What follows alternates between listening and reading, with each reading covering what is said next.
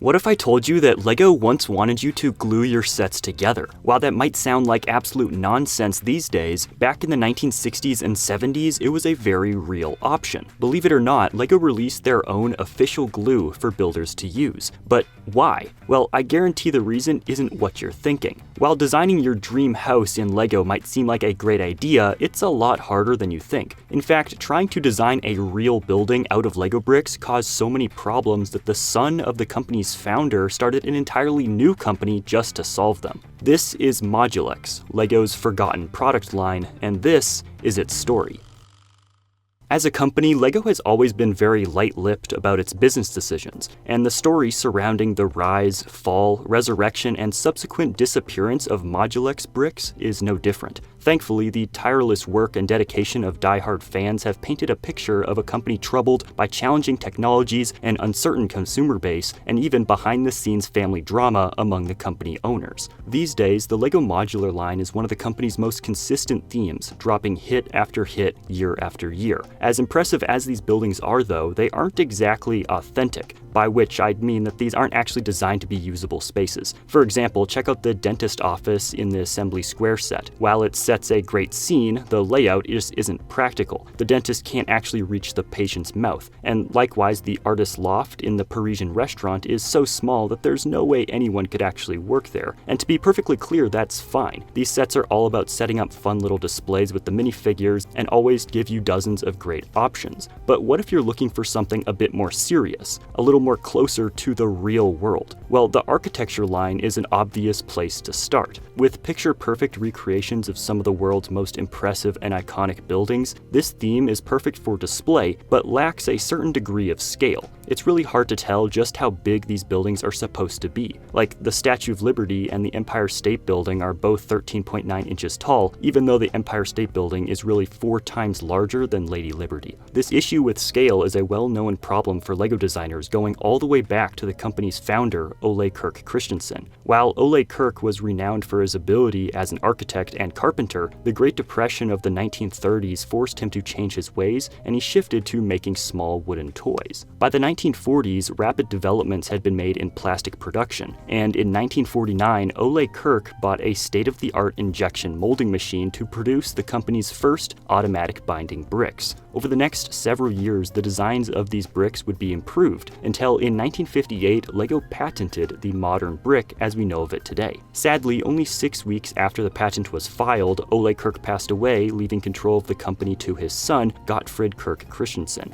By the early 1960s, LEGO was already rolling out sets specifically meant to help builders design a house of their own. These early sets were released under the architectural hobby and modeling line and were aimed at a slightly older audience. Now, to call these boxes LEGO sets is a bit misleading, but these boxes didn't come with any instructions, and the parts included were extremely limited. For example, this box came with an 8x11 base plate, 30 1x1 tiles, and 50 2x1 tiles, all only in white. Likewise, this box came with the same base plate and 24 2x4 plates.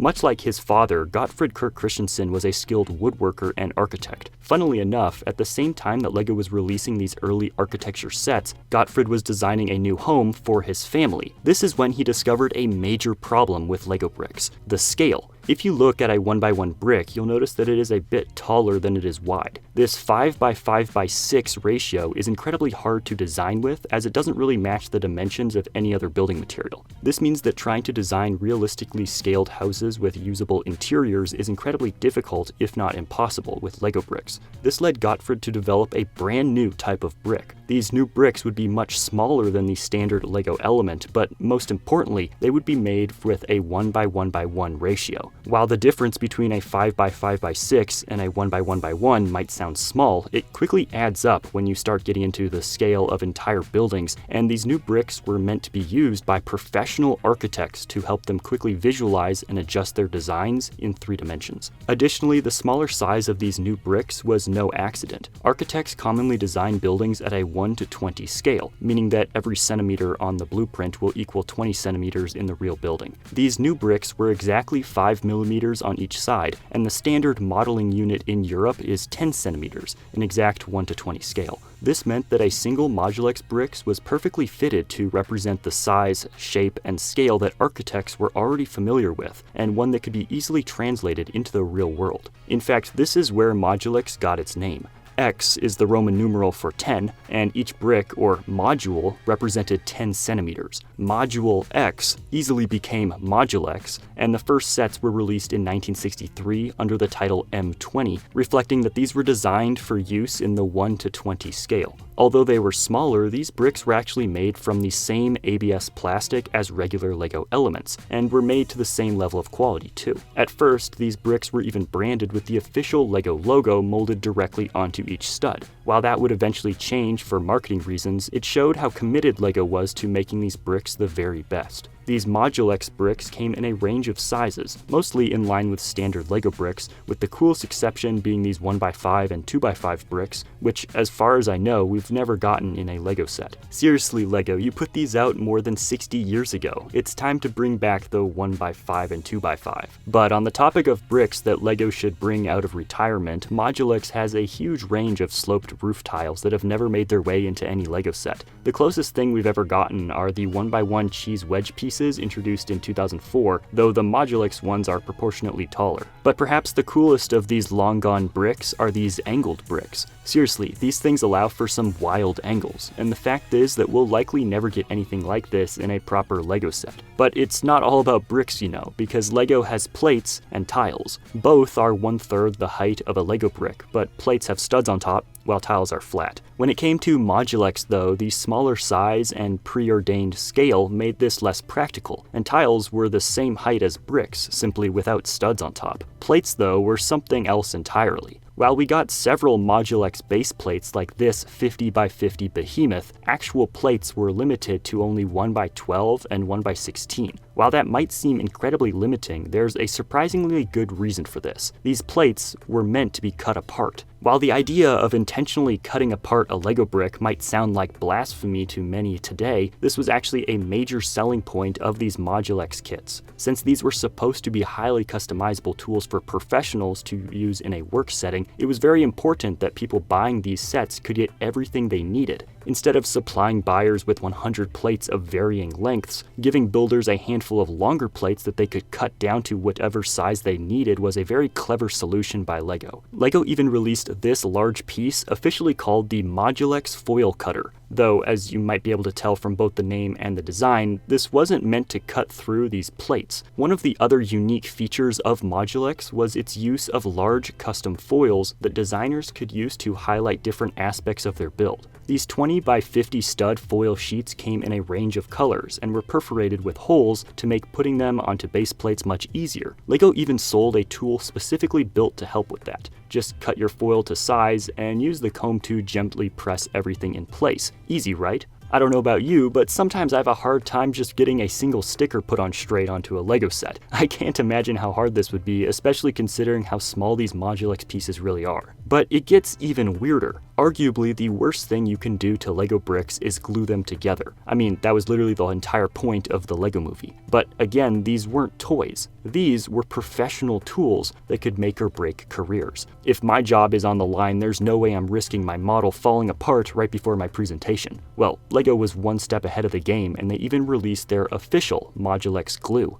You'll notice that it doesn't say LEGO anywhere on the bottle, nor was it on the original packaging. That's pretty strange for a company that loves to put its logo on everything, but once again, there's a good reason here. But before I get to that, I need to point out one super cool feature from these early sets: minifigures. Modulex sold a few figures that you could either glue together yourself or buy pre-built. While these have nothing in common with modern minifigures, these were released a full 15 years earlier, making them one of LEGO's earliest attempts at plastic people. In the mid-1960s, LEGO was going through a major growth spurt, as its toys were slowly gaining worldwide fame. While this is a dream come true for any toy company, it's less than ideal for a company trying to sell architectural modeling kits to very serious businessmen. While today, the idea of an architect, lawyer, or doctor having a LEGO set on display isn't really an issue for most people, that simply wasn't the case back in the 1960s. You see, trying to sell what was largely seen as a child's toy at the time to an architectural and design firm was something of an uphill battle,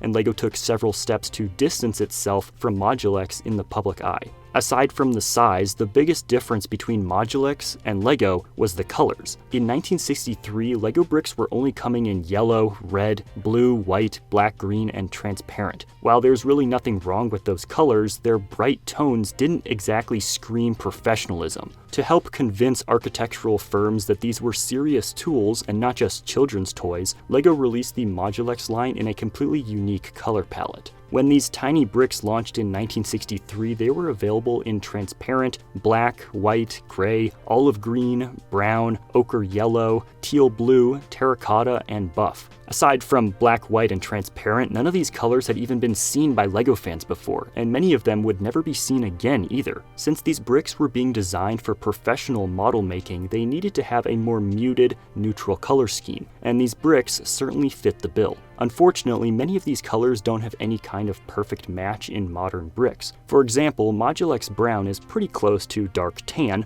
terracotta is pretty similar to medium nougat, and olive green is almost identical to the modern color of the same name, but they're not quite the same. Interestingly enough, teal blue and ochre yellow have never seen a LEGO color quite like them. Of all of the Modulex colors released over the years, only one has made its way into proper LEGO. Buff started appearing in LEGO sets as tan in 1981. As you can see, LEGO was pretty serious about the branding here behind Modulex. From the size to the colors, there was no way to confuse Modulex with LEGO. These were serious tools for serious people. Even still, LEGO never slouched on quality, and these bricks gradually began to find a loyal fan base among architects looking for a new way to envision 3D spaces. For these architects, working with Modulex was shockingly easy. Thanks to the bricks 1:1:1 ratio, all that designers needed to do was take a blueprint and sketch it out on some grid paper where each square represented a single stud. There were even transparent base plates that could be placed directly on top of plans as a reference. While these sets certainly didn't have instructions as we might think of them today, they did kind of have a sort of uniform building code that designers were expected to follow. It's one thing when you're making your own fantasy home, but if you're trying to design a real-world office, then everything needs to be on the same page about what different builds represent, and these guides were a must for any user.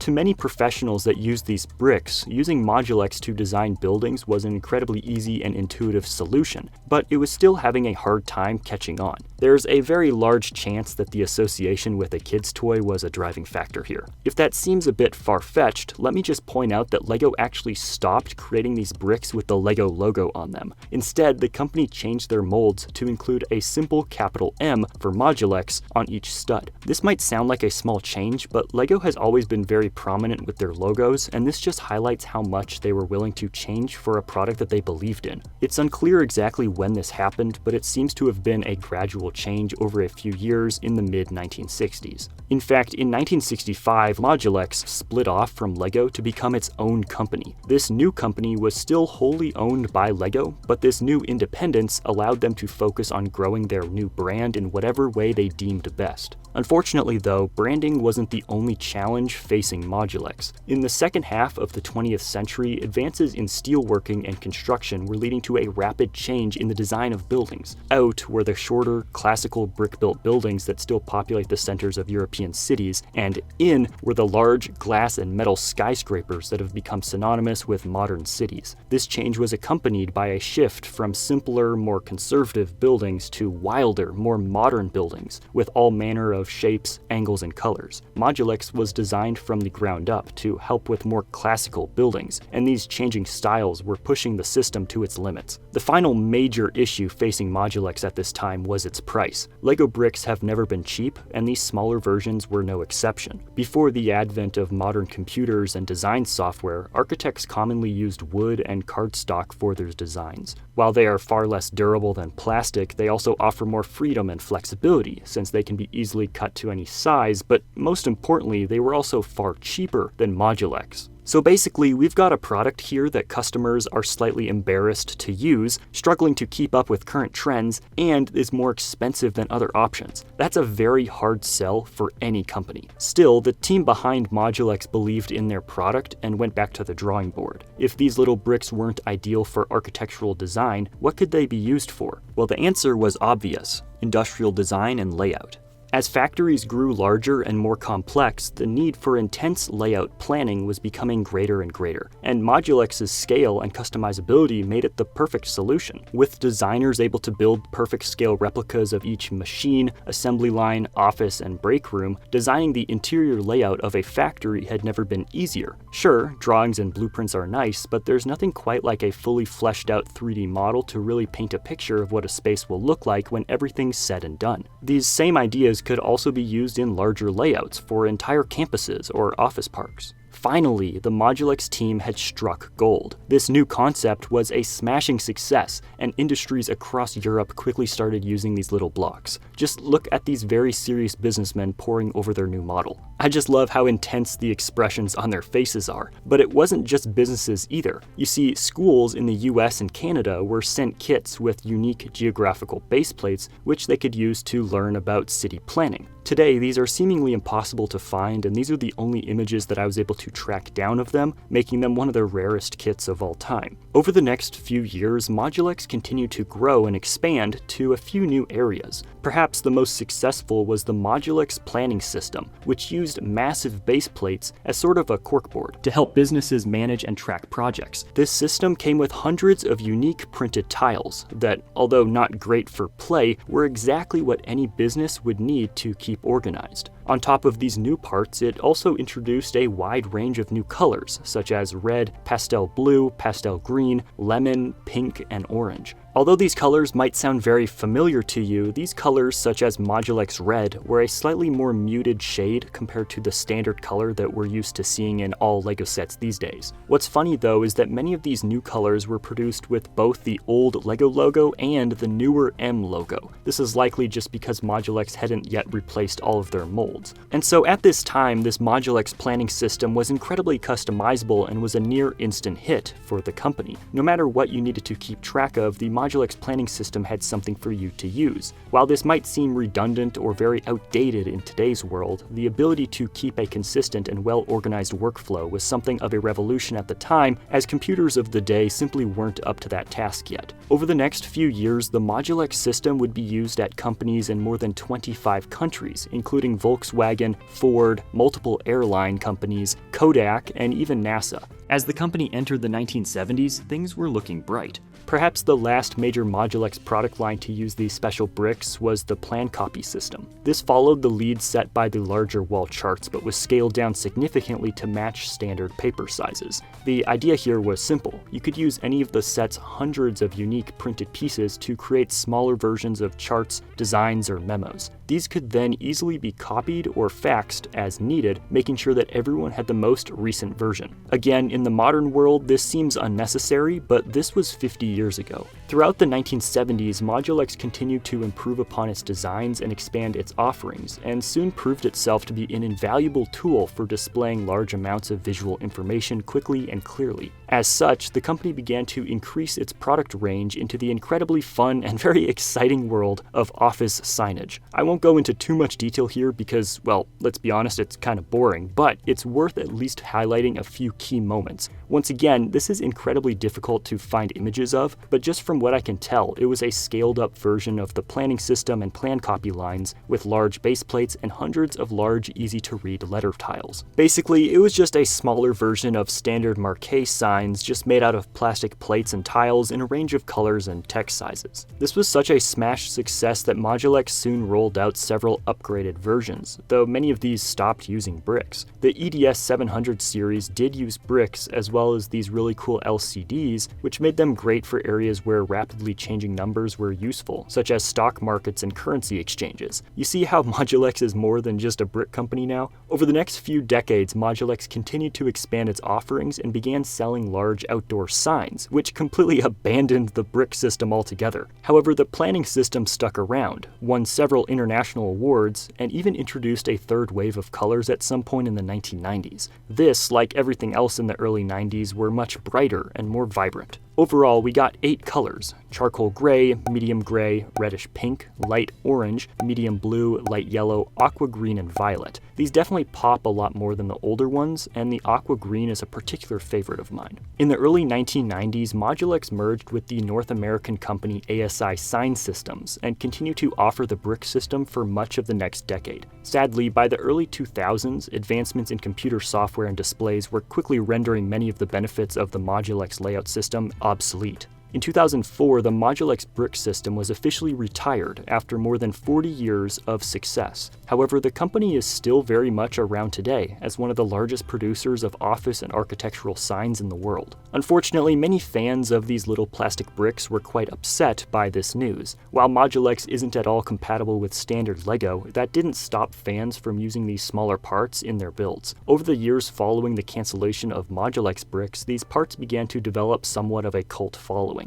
The mystery of these obscure bricks, combined with a massive boost in LEGO's popularity, led to them becoming a rare and valuable collector's item to the right buyer. Sadly though, it seemed like we'd never again see LEGO in this scale. But then, a full 10 years after the product's cancellation, a ray of hope appeared on the horizon. In the mid-2010s, the Modulex company sold off the production rights to a new company called Modulex Bricks AS, giving them full rights to produce and sell these bricks again. Now, at this point, things get a bit fuzzy and I really had to do some digging. This new company, Modulex AS, was completely unrelated to the original company, and was started with the sole intention of bringing Modulex back from the grave to target a new wave of customers. Where things get even more complex, though, is just who founded this company. Modulex AS was started by a man named Anders Kirk Johansson, a great-grandson of LEGO founder Ole Kirk Christensen and the grandson of Gottfried Kirk Christensen. Now, you might be thinking, oh, that's great. LEGO has always been a family company, and it's so cool that after all of these years, the family still believes in these outdated products enough to try to bring them back. Well, it seems that that's not exactly the case here. Before I go on, it's important to stress that while we do have several facts, there's a lot of speculation here, and LEGO has always played its cards very close to its chest,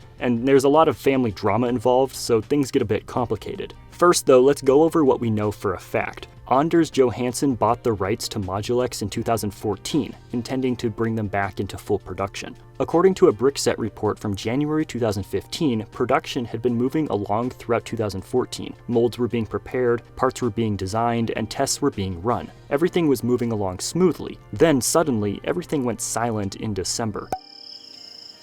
In January 2015, Modulex AS and LEGO announced that LEGO had stepped in and bought Modulex AS in its entirety for an undisclosed amount of money. There was almost no explanation for this decision at all, but the LEGO Group did release a press statement that contained some very interesting language. The press release stated that, quote, "It has been important for the LEGO Group owner family to ensure historic rights stay within the owner family. The potential to produce Modulex bricks has also been addressed, and there are no plans to manufacture Modulex bricks in the near future." First of all, the last line all but confirms that LEGO has zero plans to bring Modulex back, so why not let another company do it? The first sentence here gives us our single largest clue. The use of the term owner family stands out as incredibly intentional. I mean, Anders Johansson is a direct descendant of both Ole Kirk and Gottfried Kirk, so what's the deal? Well, Ole Kirk had 4 children, and upon his death, control of the company was passed down to his son Gottfried. Eventually, Gottfried passed the torch to his son Kjeld. Over the decades, many of the other family members sold off their shares in the company, including Kjeld's sister Gunhild, who sold in 2007. This left these parts of the family with zero control over and zero stake in LEGO as a company. Well, Gunhild had a son named Anders Kirk Johansson. Even though his uncle was the head of LEGO, Anders has no ties to the company and is not part of the, quote, owner family. Although related, his part of the family doesn't own any stake in the company anymore. So it seems that Anders Johansson understandably is very upset with his ancestors' short-sighted decision to sell off their stake in the company, and so he'd actually decided to make his own brick company,